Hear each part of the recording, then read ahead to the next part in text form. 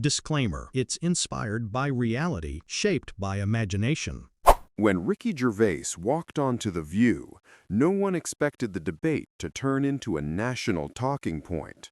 Known for his razor-sharp wit and unapologetic honesty, Ricky thought he was walking into a friendly chat about entertainment. Instead, he found himself toe-to-toe with co-host Ana Navarro in one of the show's most heated exchanges of the year. The topic? Should violent video games be restricted? What started as a casual discussion quickly spiraled into a fiery clash between freedom of expression and moral responsibility.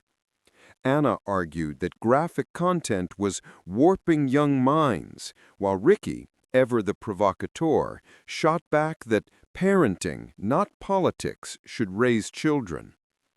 As the tension built, laughter gave way to silence.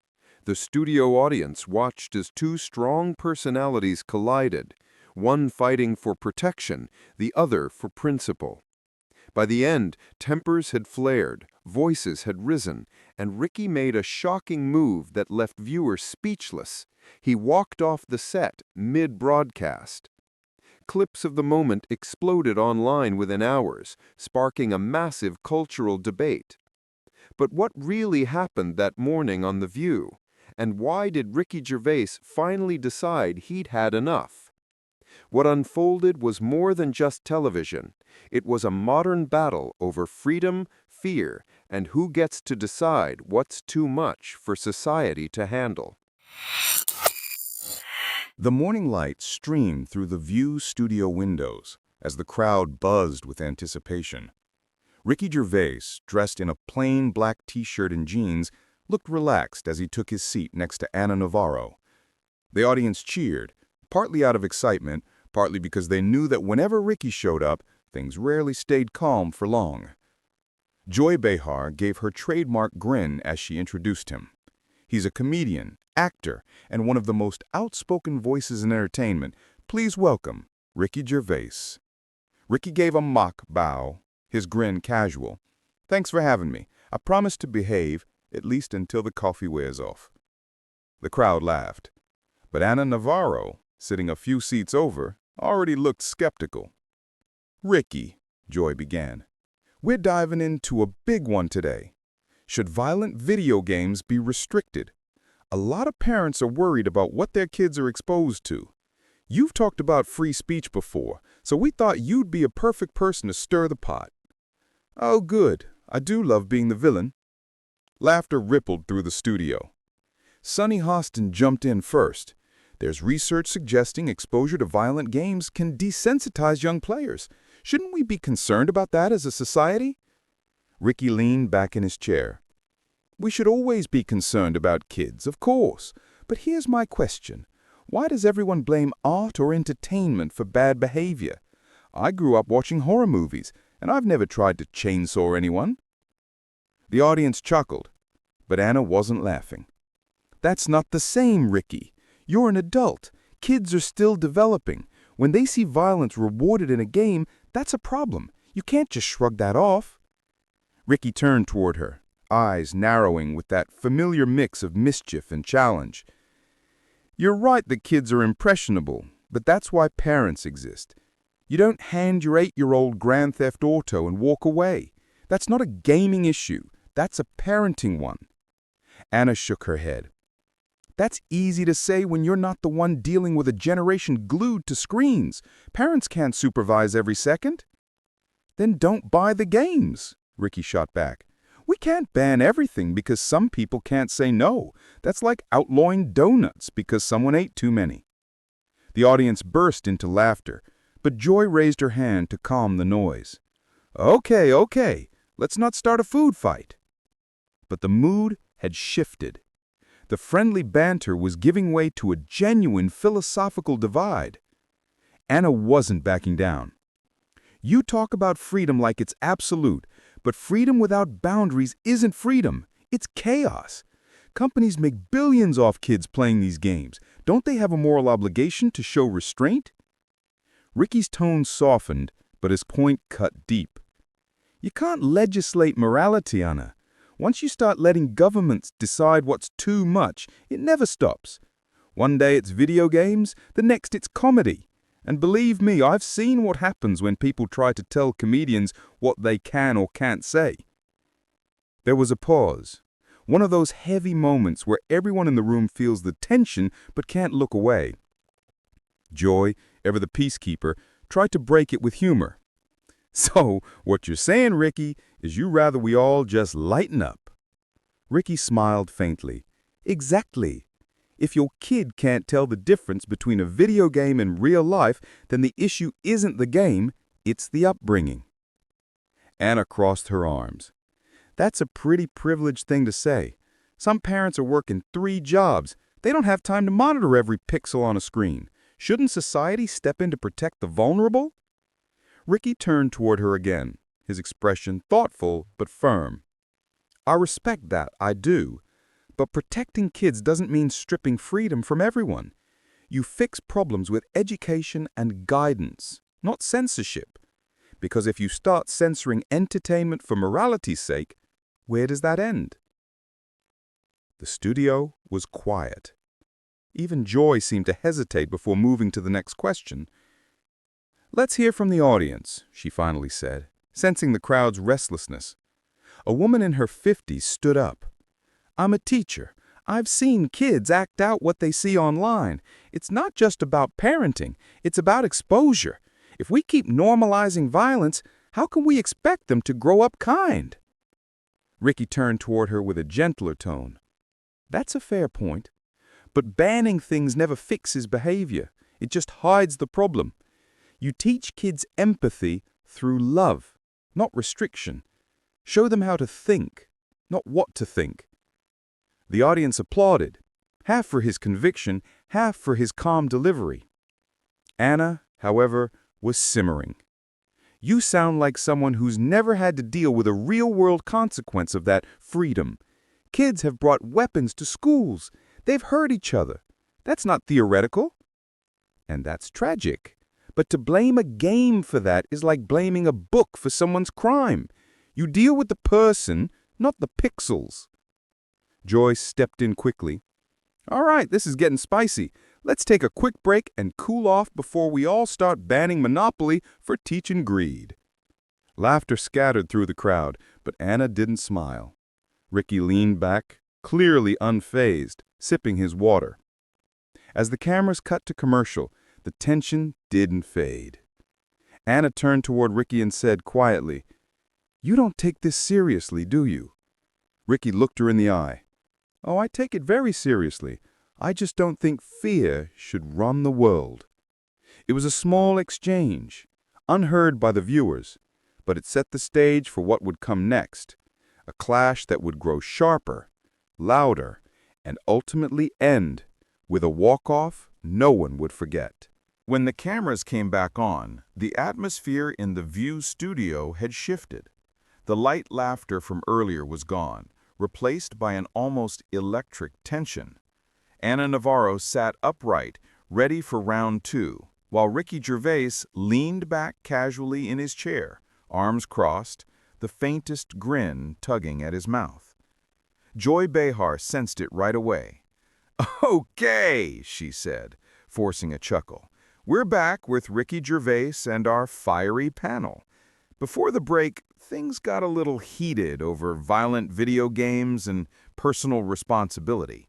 Anna, you looked like you were ready to jump out of your seat." Anna smiled tightly. "I just think we're ignoring the obvious, Joy. Ricky keeps acting like freedom is some kind of shield that protects bad behavior. But the truth is, too much freedom can create chaos. When companies glorify violence to sell games, they're part of the problem." Ricky tilted his head, that mischievous glint flashing again. "Anna, that's the problem with moral policing. You assume you know what's good for everyone. I don't play violent games, but I'll defend anyone's right to. It's about personal choice. Once you start letting others decide for you, you've already lost freedom." "Freedom without responsibility isn't noble, it's selfish," Anna fired back. "And that's the problem with people like you, Ricky. You hide behind humor and free expression to avoid facing the real-world consequences. The audience murmured. Joy raised her eyebrows. This was getting personal. Ricky smiled, but his tone dropped lower, calmer. You think I don't understand consequences? I've been canceled, attacked, dragged through the mud. But I'd rather be honest and take the hits than live pretending to believe what's fashionable. That's the problem with modern culture. We've mistaken censorship for virtue. The crowd erupted in applause. Joy leaned forward, trying to keep control. All right, let's not all turn this into the Gervais show. Anna, you're saying there's a line that needs to be drawn. Ricky's saying the line itself is the problem. Where's the middle ground? There isn't one, Anna said sharply. We've got kids acting out what they see on screens, teenagers joking about killing sprees because they think it's funny. You can't tell me that doesn't start somewhere. Ricky nodded slowly, still calm but visibly frustrated. I'm not saying violence doesn't influence. I'm saying restriction doesn't solve it. People need better homes, better parenting, better education. You don't fix broken hearts by banning PlayStations. A murmur of agreement moved through the audience. But you can reduce exposure, Anna pushed. You can regulate. That's what laws are for. Regulate thought, too? Regulate jokes, art, music? Where does it stop? Because I guarantee, once people start banning things in the name of safety, they won't stop at games. They'll come for the comedians, the writers, the musicians. Freedom isn't safe. It never was. The crowd applauded again, louder this time. Even Whoopi, who had been quiet for most of the exchange, nodded thoughtfully. You know, Ricky's got a point. We keep trying to bubble wrap the world, and people are still miserable. Anna turned to Whoopi, disappointed. So we just let the market run wild? Let the next generation drown in violence and garbage media? Ricky interrupted. Garbage is subjective, Anna. That's the beauty of it. What you call toxic, someone else might call art. Anna shook her head. That's a cop-out. Art doesn't glorify suffering. It makes people think. These games don't make people think, they make people numb. Maybe, but I'd still rather risk numbness than live in a world where everyone's told what's safe to enjoy. Joy raised a finger. You two sound like a divorced couple arguing about who gets custody of free will. The audience laughed, breaking the tension for a brief moment, but Ricky and Anna weren't smiling. Then Sunny Hostin joined in, carefully. Can I just say, both of you are right in different ways. I'm a mom, and I've seen how media shapes behavior, but Ricky's also right that control isn't the same as protection. Maybe what we need is balance, education, not bans. Anna sighed. That's idealistic. You can't educate everyone. Some people won't listen. Ricky leaned forward, voice steady but firm. Then don't punish everyone else for the ones who won't listen. Freedom means some people will make bad choices. But the alternative? A sanitized world where nobody gets offended, nobody takes risks? That's not freedom, Anna. That's stagnation. For a few seconds, the entire panel was silent. Even Joy seemed unsure how to pivot. Finally, she smiled, eyes twinkling. I haven't seen tension like this since Meghan McCain and I went at it over Christmas movies. The laughter helped, but the unease lingered. Then a young audience member spoke up. My brother used to play those violent games all the time. He's in the military now. He says they actually helped him stay calm under pressure. The audience clapped, and Ricky gave her a nod. Exactly. Context matters. It's not about violence. It's about how people process it. Anna frowned. So now video games are moral training grounds. Ricky smirked. If that's what it takes to make the point. The laughter was nervous now, mixed with murmurs. Joy finally held up her cue card. All right, I think we're at risk of turning this into a debate marathon. We'll take one more comment from each of you before we go to break. Anna went first, her tone sharp but composed. We've got a generation of kids disconnected from empathy, and we keep telling ourselves it's fine because freedom. But every time we normalize violence, we chip away at humanity. There has to be accountability somewhere. Ricky looked at her, then the audience. His smile faded, replaced by something more somber. Accountability starts at home. It starts with adults teaching kids the difference between real and fake, right and wrong. You can't outsource morality to lawmakers or corporations. That's how you lose culture and yourself. The studio went still. For a moment, even Anna seemed taken aback by his tone. Joy, sensing the weight of the moment, exhaled. Wow, that was surprisingly deep for a conversation that started with Xbox. Ricky smiled faintly. Even gamers have souls, Joy. The audience laughed and applauded, but everyone could tell the tension wasn't over. This wasn't just a debate anymore. It was about two completely different visions of how society should work. And as the show headed into its next segment, one thing was clear. Neither Ricky nor Anna had any intention of backing down. The next segment began in near silence, the kind that only follows a moment too tense to laugh off. The studio lights felt hotter now, sharper. Ricky sat with his hands folded, his usual smirk fading into something unreadable. Anna, meanwhile, was gathering her notes with precise, deliberate movements, like a lawyer preparing closing arguments. Joy Behar, ever the moderator, leaned in. All right, so before the break, Ricky and Anna were debating whether violent video games are harmless fun or harmful influence. But it feels like this goes deeper than just games. Anna, you look like you've got something on your mind. Anna took a breath. Yeah, Joy, I do. She turned toward Ricky, voice steady but charged with emotion. You keep saying this is about freedom. But I don't think it's freedom you're protecting. It's denial. Ricky's brow arched slightly. Denial of what, exactly? Denial of pain, Anna said. You make jokes about everything, violence, religion, tragedy, because it's easier than facing it. Maybe that's your coping mechanism, but for a lot of families, the violence you laugh about isn't a joke. The audience grew quiet. Even Whoopi looked up from her mug, sensing the shift. My cousin's son, Anna continued, voice trembling just enough to show it mattered, was 12 when he got suspended for threatening another kid. He said he learned it from a video game. His mom, my cousin, had no idea what he was watching, no idea how much anger he was carrying. He ended up in therapy, and thank God he's okay now, but when I see these things glamorized, I don't think about free speech, I think about him. The room was still. Ricky's face softened, his posture less defensive now. I'm sorry that happened, he said quietly. Truly. But Anna, do you think the problem was the game or the fact that no one talked to him about it? Anna hesitated. Maybe both. Exactly, Ricky replied. That's the point. You can't blame pixels for pain. Real life hurts. People lash out and sometimes entertainment reflects that.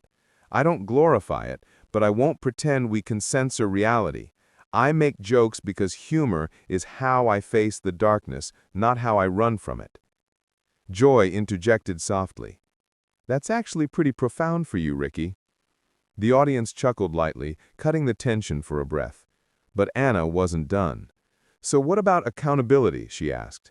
You talk about freedom, but freedom without empathy is chaos. I'm not saying we should ban everything, but why defend the ugliest parts of human nature like they're sacred?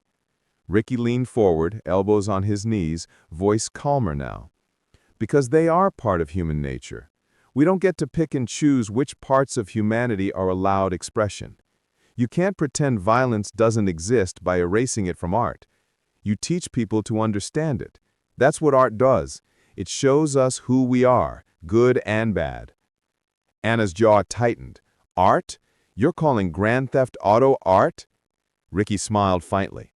Maybe not fine art, but it's still human expression, Messy, raw, uncomfortable. That's the point. We've turned discomfort into danger, and that's dangerous. A ripple of applause moved through the audience, hesitant but real. Sunny Hostin leaned in. I get what you're saying, Ricky, but the problem is not everyone processes it like you do. Not everyone has that maturity. You might see irony, someone else sees permission. That's life, Sunny, Ricky said, shrugging. We can't bubble wrap the world because some people won't handle it well. You can't fix bad behavior with bans. You fix it by talking, teaching, and sometimes, yes, laughing. Whoopi, who had been quiet, suddenly spoke up. You know, I agree with that. I've done films that made people uncomfortable, but that's part of storytelling. It's meant to stir something. Sure, but that's art with purpose, Anna said. Some of these games and shows just profit off shock value. Profit's always been part of art. You think Mozart didn't take a check? The audience laughed, easing the air again. But Ricky wasn't laughing. His voice dropped low, steady, almost confessional. You know, when I was a kid, my dad didn't talk about feelings. He thought the world was tough, so you had to be tougher. I grew up thinking laughter was armor. It kept things from getting to me. That's why I do what I do, because laughter makes the unbearable a little lighter. But if we start policing laughter, where does that leave people like me? The audience fell silent again. It was rare for Ricky Gervais to sound vulnerable. Anna studied him for a moment. So, it's personal for you too. Of course it is. Everything's personal when you care about truth. And I care about the right to be honest, even when honesty offends people. Joy looked between them, her tone softening. Maybe what we're really arguing about isn't violence or freedom, it's control. Who gets to decide what's acceptable? Anna sighed. I don't want control, Joy. I want compassion. I want people to stop pretending media shapes us. Ricky pointed gently toward her. And I want people to stop pretending censorship makes us better. It just hides the cracks under a fresh coat of paint. A long pause hung in the air, filled only by the hum of the studio lights. Then Joy, sensing the emotional fatigue, broke the silence with a small smile. Well, this conversation got deeper than expected. I feel like I need a group hug, or maybe a therapy session. The audience chuckled, but it was subdued, thoughtful. Ricky leaned back again, eyes distant. You know what's funny? Everyone keeps talking about how bad modern entertainment is, how much worse things have gotten. But maybe that's just us getting older. Maybe every generation thinks the next one's doomed because their laughter sounds different. The crowd murmured approvingly. Even Anna cracked a reluctant smile. That's the most self-aware thing you've said all day. Don't tell anyone, Ricky quipped. It'll ruin my reputation. The laughter came easier this time. But as the cameras panned out, the expressions on both faces, Anna's concern and Ricky's weary defiance, told a deeper story. This wasn't just about video games anymore. It was about fear, empathy, and the price of being honest in a world that constantly chooses sides. And while they'd found a moment of mutual understanding, something in Ricky's eyes suggested the fire had not gone out. It was just waiting for the next spark. The tension in the studio had reached its peak. The audience, once laughing and clapping, now sat in uneasy silence.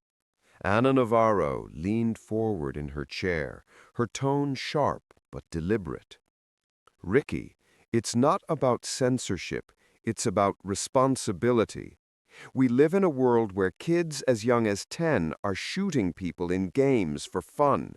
You can't pretend that doesn't have an effect. Ricky's jaw tightened. Anna, you're missing the point. The problem isn't the games, it's bad parenting.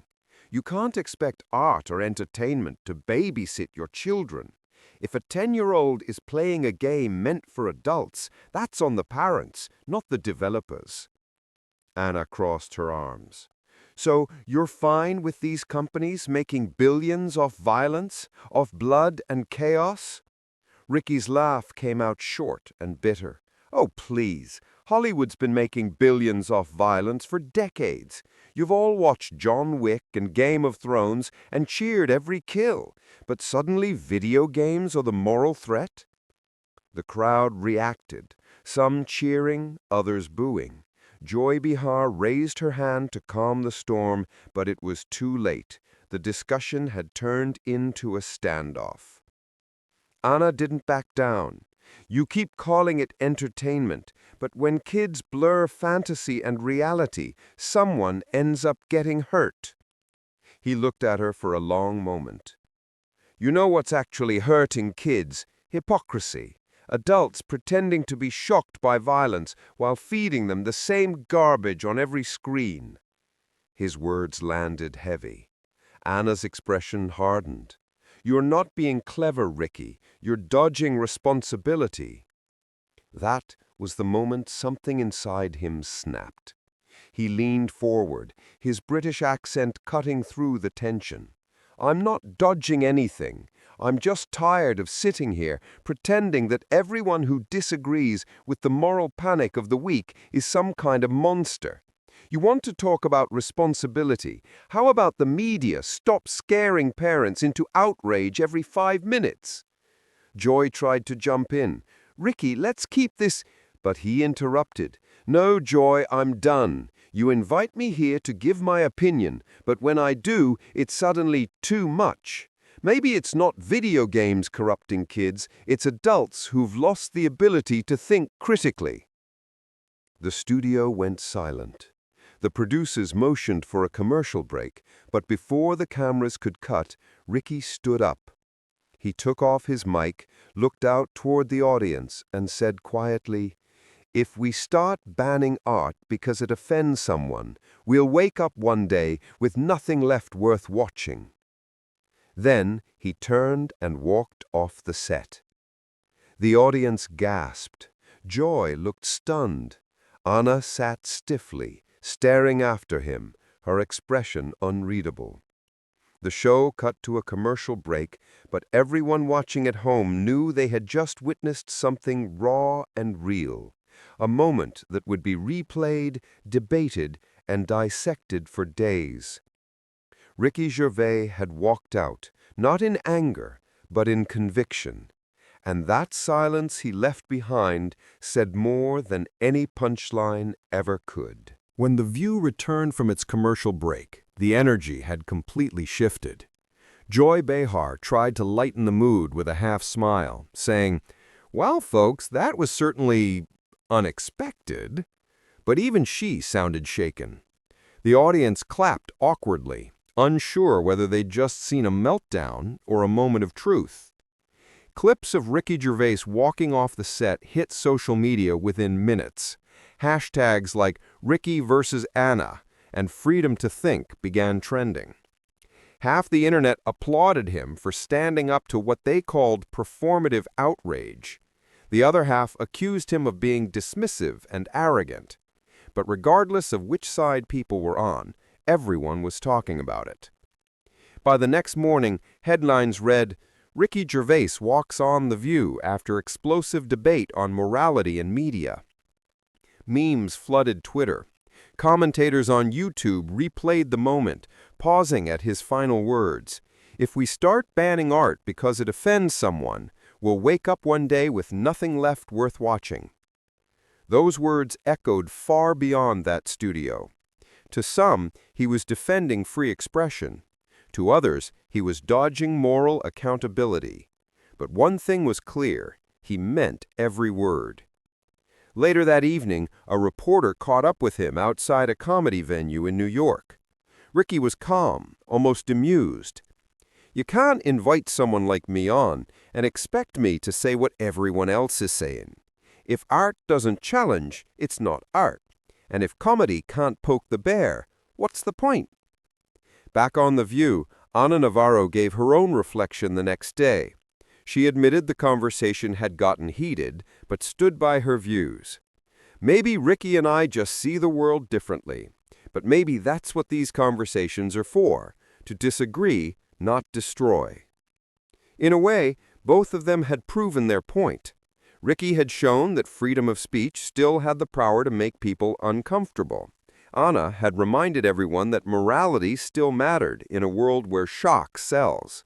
But the real takeaway came from viewers themselves, parents, gamers, artists, teachers, who filled comment sections with their own stories. Some said video games helped them bond with their kids. Others said they saw troubling changes in behavior. It was messy, emotional, and human. And maybe that's what the best debates are supposed to do. Not give easy answers, but make people think. Ricky Gervais left that stage the same way he's handled most of his career. Unfiltered, unshaken, and unwilling to compromise what he believes. Love him or hate him, he reminded everyone watching that truth isn't always polite. Sometimes it walks right off set.